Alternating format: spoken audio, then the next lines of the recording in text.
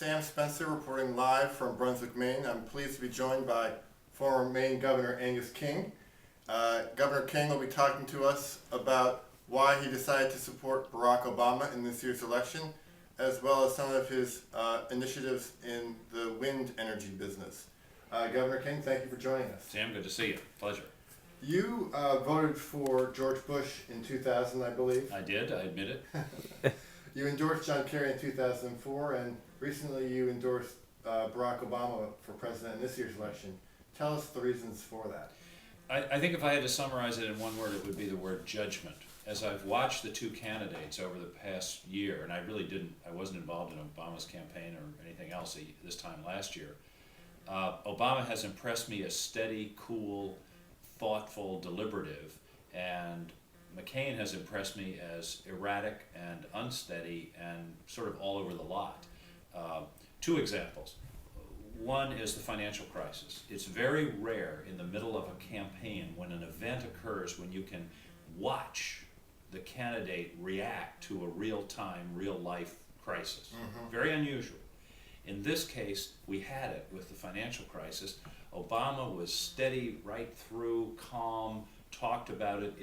He provided solutions, he provided proposals, and he was a kind of, I'll use John McCain's phrase, he was a steady hand at the tiller, literally. McCain, on the other hand, one day says the fundamentals of the economy are okay, 2 days later says this is the worst financial crisis since the Depression, suspends his campaign, goes to Washington, doesn't do much in Washington, goes back. I mean, it was, I'm not going to go to the debate, then I will go to the debate. I mean, it was not reassuring in terms of the fundamental thing you need in a president, which is somebody who makes good decisions. That's the heart of the job. Second example, of course, is the selection of a running mate. Most important decision a candidate has to make. A candidate is this. He or she is casting one vote for all the people in America because they don't get a choice on this person. Right. Barack Obama chooses a guy with a long history in foreign affairs, a lot of solid credentials, knowledge, everything else. And John McCain, forget whether Sarah Palin's qualified, but let's stipulate she is. I think that's arguable, but let's say for a moment she is. The process by which she was selected is what scared me.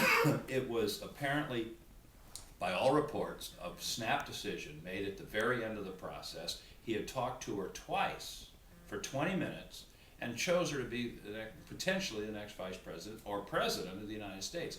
Sam, I spent more time picking out my truck, okay? I did more research, and it's scary.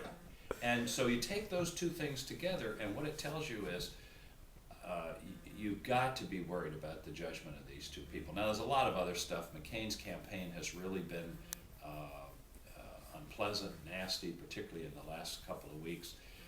The other piece is executive ability. There's a lot of talk about executive ability. Obama was just a senator, just a state senator. This campaign has been one of the best run startup businesses in the history of the United States. Management, there have been no shakeups, nobody's been fired. They've had the same people throughout.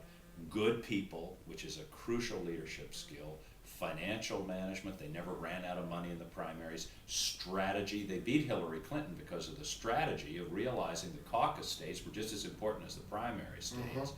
And the tactics, the advertising, everything, it has been, people will be studying this campaign, assuming he wins. People will be studying this campaign as a model of how to run a presidential or any other campaign for years. That's management.